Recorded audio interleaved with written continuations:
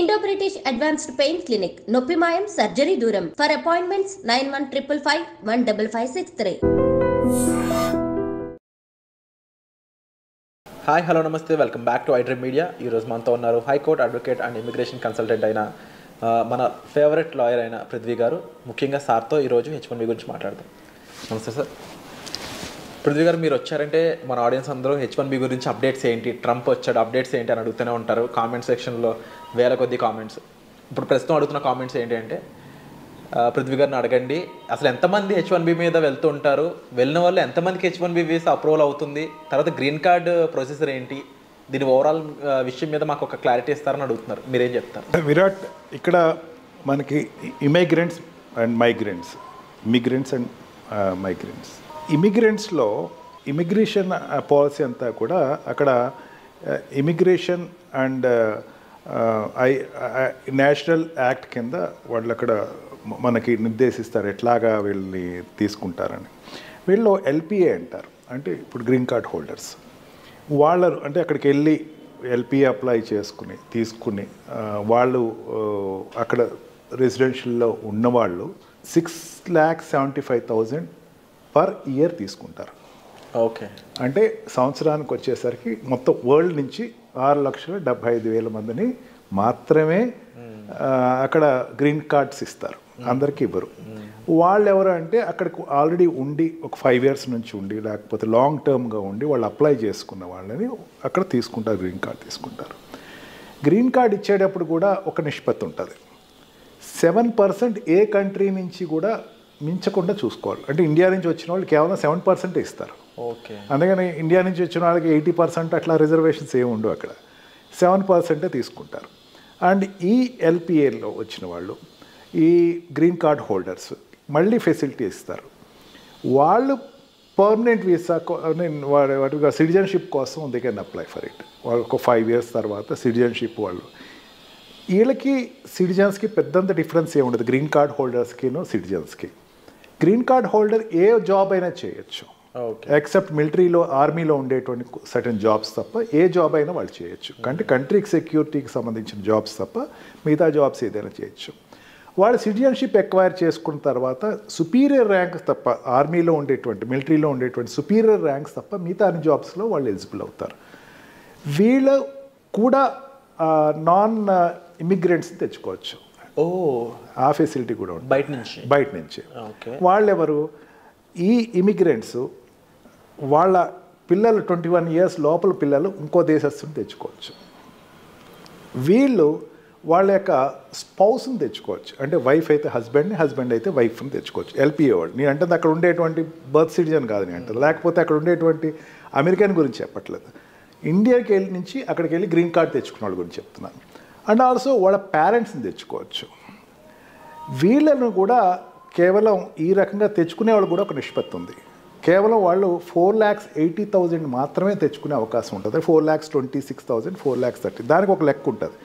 దాన్ని మల్టిప్లై చేస్తూ ఉంటారు ఎప్పటికప్పుడు. అంటే ఎట్లా ఉంటుంది, ఇయర్ ఉంది అనుకుందాం, ఇయర్ 4,26,000 తెచ్చుకున్నారు అనుకుందాం, ప్రీవియస్ ఇయర్ తగ్గింది అనుకుందాం, దీనికి యాడప్ అవుతుంది. బట్ నాట్ అబ్జల్యూట్గా యాడప్ అయిపోతుంది. అంటే 4,20,000 ఇయర్ తెచ్చుకున్నాక ప్రీవియస్ ఇయర్లో ఎక్కడైనా సరే 2 lakhs తెచ్చుకుంటే ఇంకో 2 lakhs తెచ్చేసుకోవచ్చు జనరల్గా లెక్క ప్రకారం. కానీ దాంట్లోంచి కేవలం 10% మాత్రమే తెచ్చుకుని మళ్ళీ దాన్ని ఏదైనా సరే ఈ లెక్కలు ఏ రకంగా చూసుకున్నా 4,40,000 నుంచి ఎక్కువ తెచ్చుకుంటానికి లేదు. ఈ పాలసీ ఎంతమంది తీసుకురావచ్చు అనే పాలసీని ఎప్పుడు కూడా president of America parliament Congress నుంచి అప్రూవల్ తెచ్చుకోవాలి.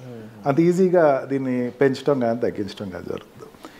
అండ్ సెకండ్ కేడర్, వీళ్ళు అక్కడ ఉండేటువంటి ఎల్పిఆర్ అంటే అక్కడ ఉండేటువంటి పర్మనెంట్ రెసిడెంట్ వాటి గ్రీన్ కార్డ్ హోల్డరు బ్రదర్స్ సిస్టర్స్ని తెచ్చుకోవచ్చు. ఓకే, వాళ్ళని తెచ్చుకోవటానికి కూడా వాళ్ళకి పాసిబిలిటీ ఉంటుంది. అంతేకాకుండా వాళ్ళ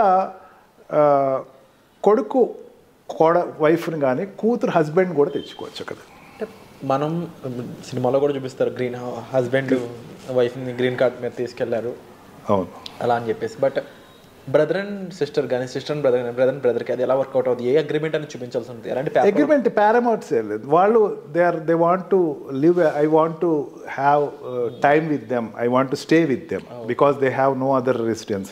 వాళ్ళకి ఏమీ లేదు అక్కడ. Life long green card LPR కింద అక్కడ తీసుకొచ్చి టెంపరీగా తీసుకొచ్చుకుంటారు. తర్వాత వాళ్ళకి ఆటోమేటిక్గా గ్రీన్ కార్డ్ వస్తుంది. బట్ దే కెన్ బ్రింగ్, వాళ్ళు కూడా తెచ్చుకోవచ్చు. అంటే కాకపోతే ఇక్కడ ఉన్న స్థితిలో ఉన్న వాళ్ళకి ఏం పర్మిట్ చేయరు. కాకపోతే ఏంటంటే వాళ్ళకి మేము తప్ప ఎవరు లేరు అని చెప్పేసి చూపించాల్సి వస్తుంది. అదేవిధంగా ఓల్డ్ ఏజ్ పేరెంట్స్ వాళ్ళ పిల్లల్ని తెచ్చుకోవచ్చు. ఈ పారామీటర్స్ వీళ్ళ వరకు అలౌ చేస్తారు.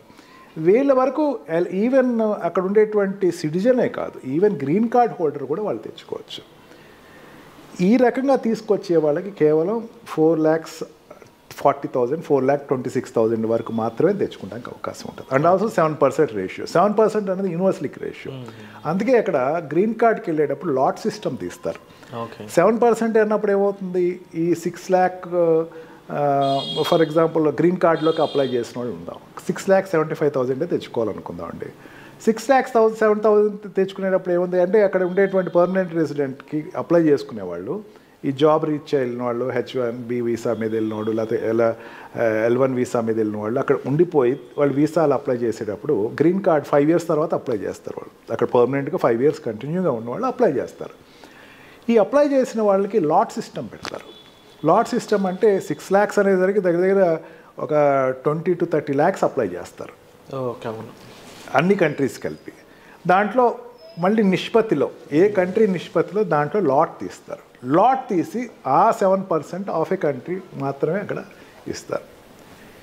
ఇప్పుడున్న ట్రంప్ స్టూడెంట్స్కి చాలా వెల్కమింగ్ పాలసీసే చెప్పాడు. ట్రంప్ మిగతా వాళ్ళకి కొంచెం వ్యతిరేకంగా ఉన్నా సరే స్టూడెంట్స్కి మాత్రం మీరు రండి, పర్లేదు ఇక్కడికి వచ్చి చదువుకోండి. ఎందుకంటే స్టూడెంట్స్ వల్ల ఆ కంట్రీకి డబ్బు వస్తుంది, అక్కడ ఇన్స్టిట్యూట్స్ పెరుగుతాయి, ట్యాక్స్లు ఎక్కువ, ఇన్సూరెన్స్లు కడతారు, ట్యాక్స్ ఇన్కమ్ సోర్సెస్. కాబట్టి స్టూడెంట్స్ వరకు వచ్చేసరికి మాత్రం ద మూమెంట్ వాళ్ళు అక్కడ ఎడ్యుకేషన్ అయిపోయిన వెంటనే they have to move out of the country if at all they have no job in US. Job సంపాదించుకోలేకపోతే definitely they have to move off. అక్కడ మళ్ళీ అందుకని అక్కడ ఇంటర్వ్యూస్ అటెండ్ అవుతారు. క్యాంపస్ సెలెక్షన్ అనేది ఇండియాలో పెద్దంత ఇంపార్టెంట్ కాదు, కానీ అక్కడ క్యాంపస్ సెలెక్షన్ అనేది చాలా ఇంపార్టెంట్. లేకపోతే వాడు మళ్ళీ ఇండియా వచ్చేసి ఇక్కడి నుంచి అప్లై చేసుకుంటాడు. ఇక్కడికి వచ్చేసేసి ఇక్కడి నుంచి మళ్ళీ వాళ్ళకి రూట్స్ తెలుస్తాయి. అంటే ఎక్కడెక్కడ పాకెట్స్ ఉన్నాయి, ఎక్కడెక్కడ నా జాబ్ ప్లేస్మెంట్స్ ఉన్నాయి అనేది వాళ్ళు ఎప్పుడు వెరిఫై చేసుకుంటూ ఉంటారు. ఇక్కడ ఇండియాకి వచ్చి వాళ్ళు అప్లై చేసుకుని H1B వీసా మీద వాళ్ళు ఎక్కడ వెళ్ళటం జరుగుతుంది. ఈ రకంగా it's a not open door. అందరికీ వచ్చేసేసేయండి, ఎంతమంది పడితే అంతమంది లక్షలు వచ్చేసేసేయండి అని చెప్పడానికి ఏం లేదు. There is a certain particular number which is in entry and exit from the country. And 100% sir. And ముఖ్యంగా మీరు చెప్పిన వాటిలో ఇప్పటివరకు ఎంతమంది మాత్రమే స్కోప్ ఉందా, అందులో కూడా మళ్ళీ కంట్రీ ఓవరాల్ పర్సంటేజ్ మీద 7% అయినా అనే విషయాలు కానీ, లేకపోతే నాకు ఇప్పటివరకు టు బి ఫ్రాంక్ ఈ రిలేషన్షిప్ గ్రీన్ కార్డ్ ఉన్న వాళ్ళు ఎవరైనా తీసుకెళ్తున్నారంటే ఓన్లీ హస్బెండ్ అండ్ వైఫ్ ఈ కాన్సెప్ట్ విన్నాను తప్ప పేరెంట్స్ని కానీ బ్రదర్స్ అండ్ సిస్టర్స్ని కానీ అండ్ వీళ్ళు తీసుకెళ్ళొచ్చి వీళ్ళకి ఎవరు లేని సిచ్యువేషన్స్లో అనేది ఇలాంటి కొత్త పాయింట్స్ అన్ని కూడా మా ముందుకు తీసుకొచ్చినందుకు thank you so much sir. Thank you. And H1Bకి సంబంధించినటువంటి డీటెయిల్స్ మీరు కావాలనుకున్నా సరే మీరు డిస్ప్లే అవుతున్న నెంబర్స్ కాల్ చేసి సార్ని మీట్ అవ్వచ్చు. Thank you so much.